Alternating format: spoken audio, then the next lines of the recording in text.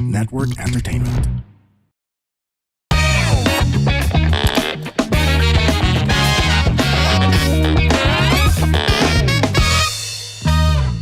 Warning!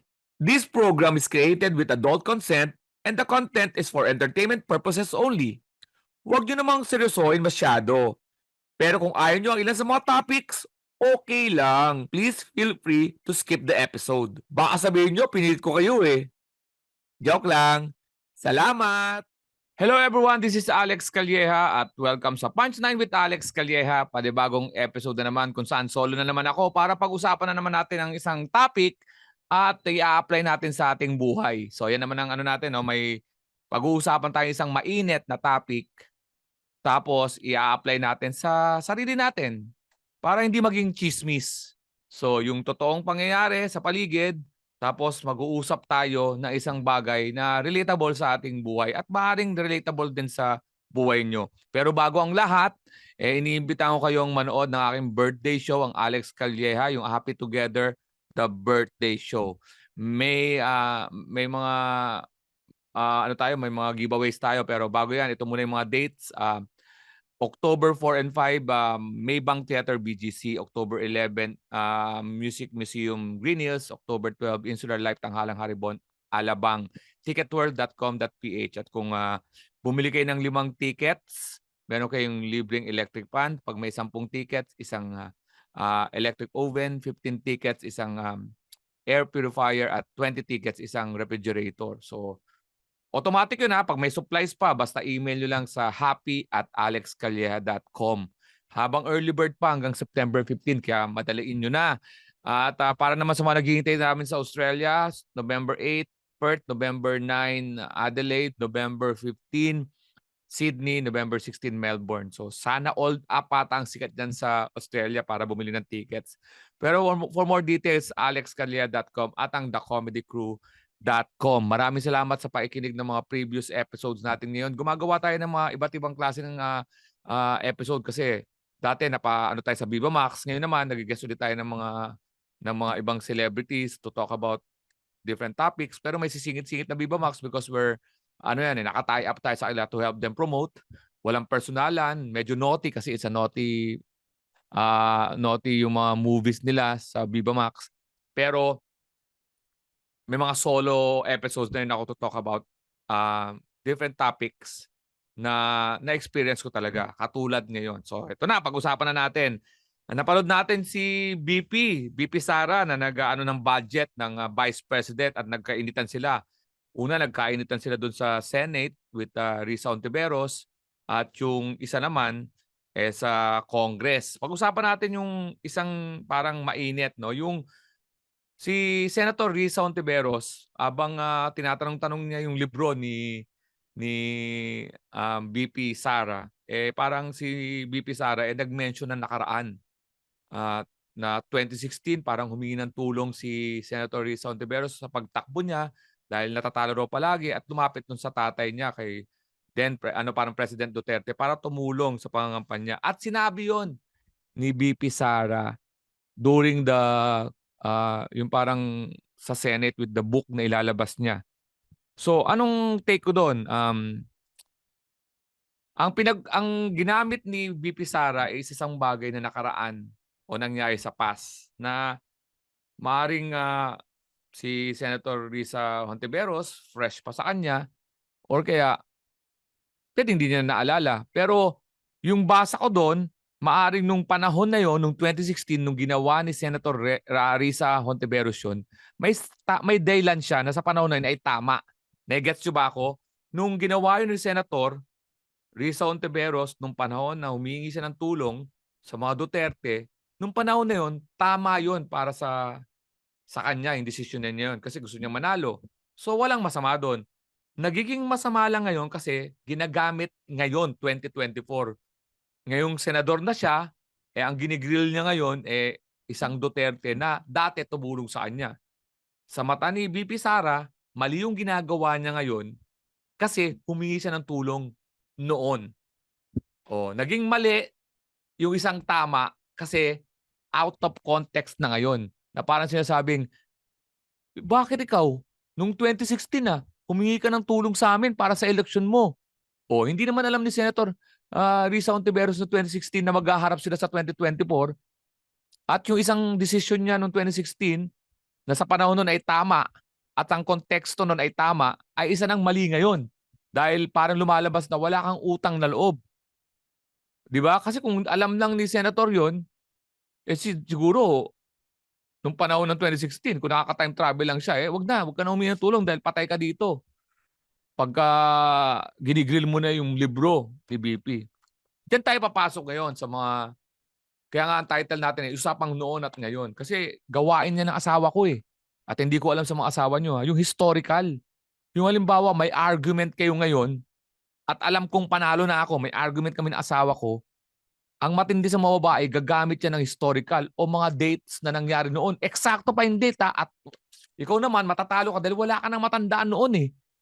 At hindi mo alam kung bakit mo nasabi yon. For example, o kaya nagawa yon. Halimbawa, lagi ko nga gino-joke o pag yung asawa ko, halimbawa may nasunog yung linuluto o kaya na nauntog yung bata o nag-react ako, yung kotse nabangga, nag-react ako. Akala mo pag nag-react ako, sabi ko, ba't di ka nag-iingat? Nabangga tuloy yung kotse natin. Sayang sa pera. Di ba tama naman yung sinasabi ko? Pero para manalo siya sa argument, bilang magsasabing asawa ko ng, bakit ikaw, Alex? May ginawa ka rin sa akin ah. Siyempre tatanungin ko, ano yung ginawa ko sa'yo? Noong September 16, 2001. Siyempre, di mo na matandaan.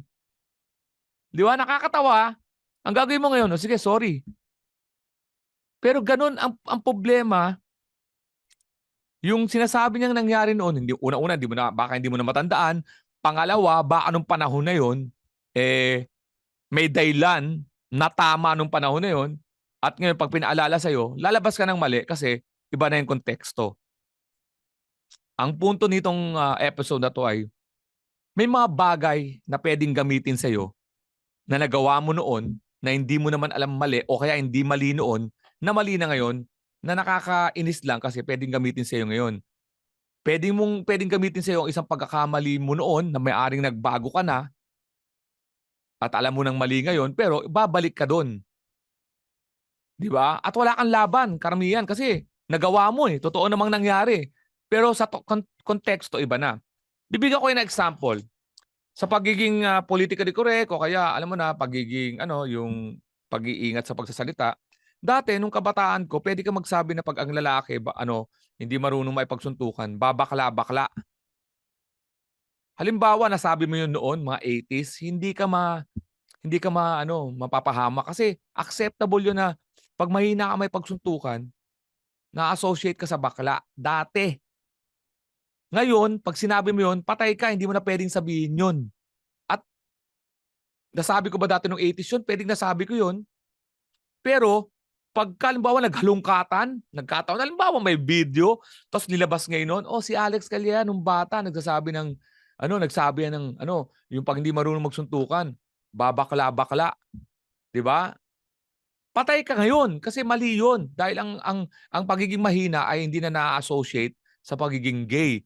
Magkakaroon ka na ng issue sa LGBTQ. Kasi hindi mo dapat ina-associate ang kainaan sa kabaklaan o whatever. Kasi maraming mga baklaan hindi lang malakas sa pangangatawan, kundi malakas din sa ang loob, matapang. Pero nung binitawan mo ng 80s yun, wala pang issue yun kasi acceptable yun. Pero ngayon, mali na yun. Kaya lang, paano pag binalikan ka na, ayan si Alex, dati nagsalita yan na pagka hindi ka marunong may pagsuntukan, babakla-bakla ka. Pag ginamit sa'yo at ginamit sa'yo ngayon yun, patay ka. Kasi, mali talaga yun. Pero binitawan mo yun sa mga panahong acceptable yun. Hindi acceptable na tama kundi wala pang movement na mapapahama ka o magpapaalala sa'yo o kaya mag-educate sa'yo na mali. Kasi wala pang social media noon. Sana nag-gets nyo yun. Diba? Parang ganito. Pwedeng putulin yung, putulin yung video na yun. Mapapahama ka. Kasi nga, nakakatakot ang social media. Ang point ko doon, may mga nagawa ka sa nakaraan na pag ginamit ngayon, lumalabas na mali. Okay lang yun kasi pwede mo nung sabihin na, hindi, nag-a-apologize ako dahil dati, wala pa yan.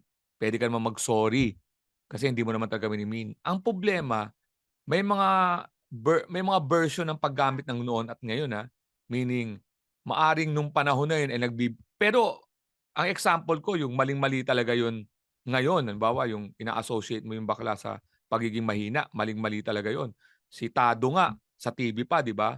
Yung issue niya kay Vice na pareho silang hurado. Nasa t-shirt niya, 'di bali nagmagnakaw, wag lang mamakla. Yun talaga yung ano nun, 'di ba? Foul na foul talaga yun. Hey, his name is Chico Garcia, And his name is Gino Killiamore. and together we are Only Fun. That's right, for only $12 a month. Ah. Joke. But if you're willing to pay, why not? No, we're from a podcast that talks about movies, TV shows. Basically, we do reviews of K-dramas, whatever is on streaming, whatever is on cinemas. We also get to occasionally interview celebrities, actors, Directors. And of course, infused with our own witty brand of humor and slice of life. Wow. I guess we don't infuse a lot. Check it out.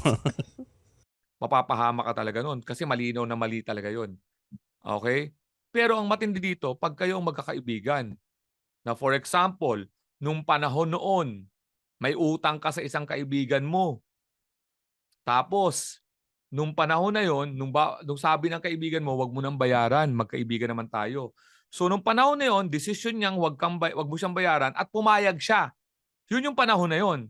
Eh kung halimbawa 10 years later, nagkagalit kayo, nagkaaway kayo, at sinumbat sa'yo ngayon na hindi ka nagbabayad ng utang. Kahit sabihin mo ngayon na, di ba sabi mo, wag ko nang bayaran? Pwede ka na ngayong, lalo na pag wala kang ebidensya sa communication nyo, verbal lang yun, pwede ka nang ilaglag ngayon. Sasabihin, hindi ka nagbayad. Pero nung panahon na yun, nag-usap kayo ng maayos na hindi mo na siya kailangan bayaran. Yan ang mga problemang hindi mo na pwede nang gamitin sa'yo kasi hango sa katotohanan, pero iba lang ang intensyon na ngayon. Dati, talagang may agreement kayo, yung kaibigan mo bukal sa loob niya na wag mo na siyang bayaran, pero ngayon nagkakagulo kayo, gagamitin niya yon. Kasi tatanungin ka lang di ba totoo may utang ka? Oo, kasi totoo. Ayaw magsinungaling totoo. Pero ang hindi totoo doon, na ayaw mong magbayad. Gusto mong magbayad pero nagdesisyon yung kaibigan mo 10 years ago na wag nang bayaran. At may agreement kayo. Pero ngayon pwede niyang baliktarin yun. Yun ang sinasabing usapang noon at ngayon. Na may mga pangyayari talagang ganyan. Na halimbawa nagbiruan kayo. Nagbiruan kayo ng 10 years ago. May kaibigan kang mataba, 'di ba? Binibiro mo na tinutukso-tukso mo nagjo-joke kayo ng mapanahon na 'yon. Joke 'yon. Nagiinuman, kontekstong lokohan. Linoko ka rin. Halimbawa, ako may balat ako dati. Nagbiro yung kaibigan ko na, "Oy, balat." Biniro ko siya ngayon ng mataba. Nung panahon na 'yon, nagjo-joke kami. After 10 years, nag-away kami, tapos nagreklamo siya ngayon. Alam mo ba, dati binibiro mo ako ng mataba. Nasasaktan ako noon. Pag yun ang ginawa sa'yo, patay ka. Kailan yan? 10 years ago. Hindi mo na matandaan ngayon kung anong sitwasyon noon. Bakit ko nasabi sa'yo mataba ka? Hindi ko alam sa'yo. Pero nung pag binalikan mo yung 10 years ago, ang konteksto noon, nagbibiruan kayo. Nasa inuman kayo. Paano ka mananalo ngayon sa argumento na 10 years ago ginawa? Hindi mo na alam ngayon kung ano yung emosyon noon. Biruan ba yun? Hindi mo na, tinawag kita mataba? Oo! Totoo, tinawag mo siya mataba. Maaari. Pero ano bang sitwasyon nyo nun? Yung pala, biruan. Pero hindi mo na maaalala at hindi niya papaalala yun kasi gusto niya manalo sa sitwasyon ngayon na, totoo, di ba? Tinawag mo ako mataba? Oo, pero di ba nagbibiruan tayo nun? Hindi ko alam. Hindi ko na matandaan. Basta tinawag mo. Gagamitin niya yun para masira ka at manalo siya sa argumento. May mga sitwasyon naman. O sige, sabihin na natin, nung panahon na yun, talagang siraulo yung pagkaagawa mo ng sitwasyon. About 10 years ago. Di ba? Sinapak mo siya. Walang dahilan 10 years ago. At tapos pagkatapos nun, nag-sorry na kayo. At mula nun, natuto na, halimbawa, ako yung sumapak sa kaibigan ko. Nag-usap kami, nagkapatawaran kami. At mula nun, nagbago na ako. Pwede ngayong 10 years, pwede nyo sabihin na, alam ba, nanapak yan si Alex? O pag nagkwentuhan mo ngayon ay hindi ka kilala, talaga si Alex nanapak? O ano nangyari? Wala, ano na lang, nagkapatawaran na lang kami. Pero may mga sa tagal ng panahon na yun, maaaring nagbago ang isang tao at yung dating 10 years ago na version ng isang Alex Calleja o kaya version ng kaibigan mo ay hindi na siya ngayon. Kaya pagka nagsumbatan kayo ngayon, hindi niya na matandaan kung sino yung pagkatao niya na yun. So, gano'n na nangyari kay kay VP Sara na ang isang bagay na balewala naman kay Senator Risa Ontiveros na humingi siya ng tulong para sa eleksyon, hindi niya akalain na gagamitin sa kanya yon ngayong ginigrill niya na si VP Sara sa libro. 'Di ba? At yun ang mahirap sa noon at at ngayon dahil hindi mo na alam kung anong nangyayari. Hindi mo na alam kung anong sitwasyon yun. 'Di ba? Maaring sa panahon na nangyayari yun, biruan. Pangalawa, o kaya acceptable pa ng panahon noon. Or yung pangatlo, kung totoo mang ginawa mo yun, maaring nagbago ka na at hindi na ikaw yung tao na yun. Pero pag kwento ngayong present na yun, parang ikaw pa rin yung masamang tao. Yon ang mahirap ngayon. Lalong-lalo na kung walang ebidensya. Lalong-lalo na kung verbal. At lalong-lalo na kung sinabi pa ng grupo. Halimbawa, yung kaaway mo dito, 3 tao, 4 na tao, 2 tao, at pagdating dito, sila ay parang nag-supporting sila. Oo, tama, nangyari talaga yun. Oo, pagkakatanda namin, nasabi na talaga yun. Yun ang mahihirapan kang ipagtanggol.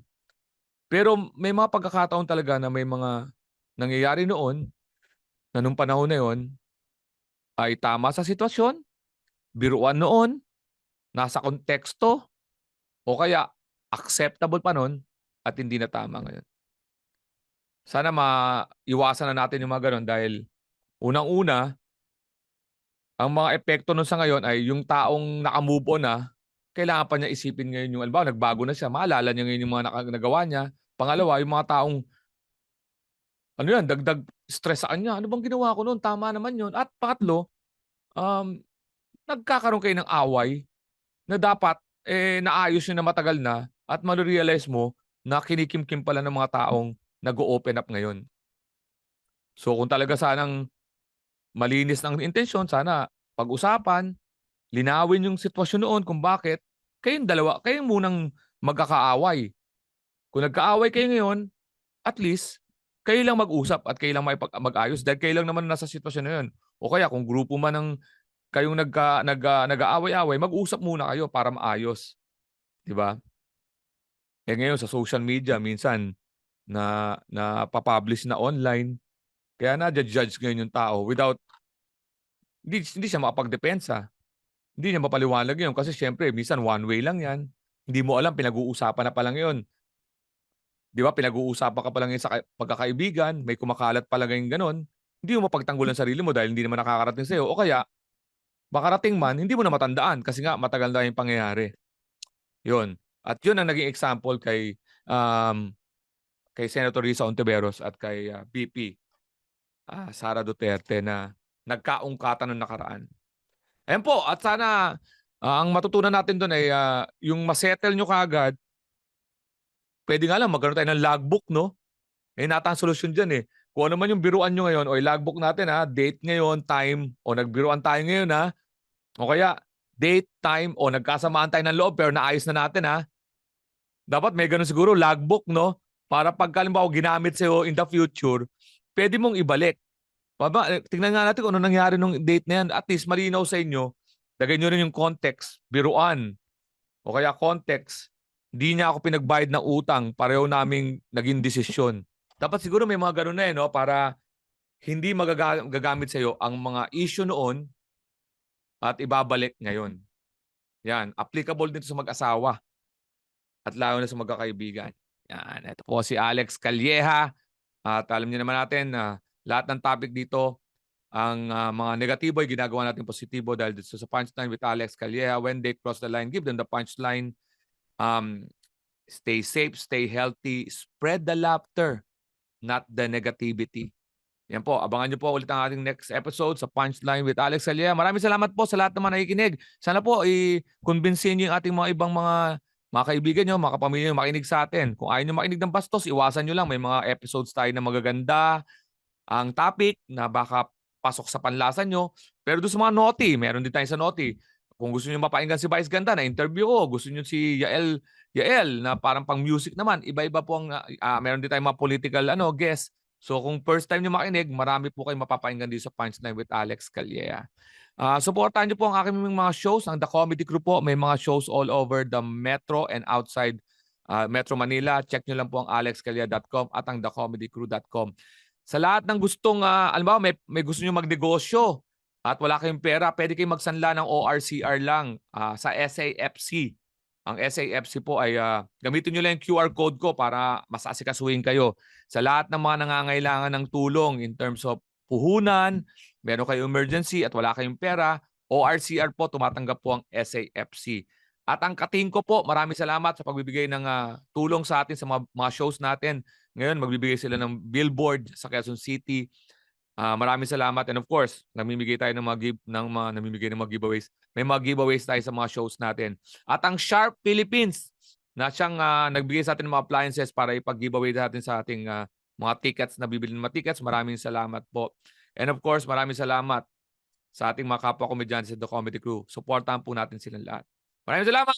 Enjoy the rest of the day.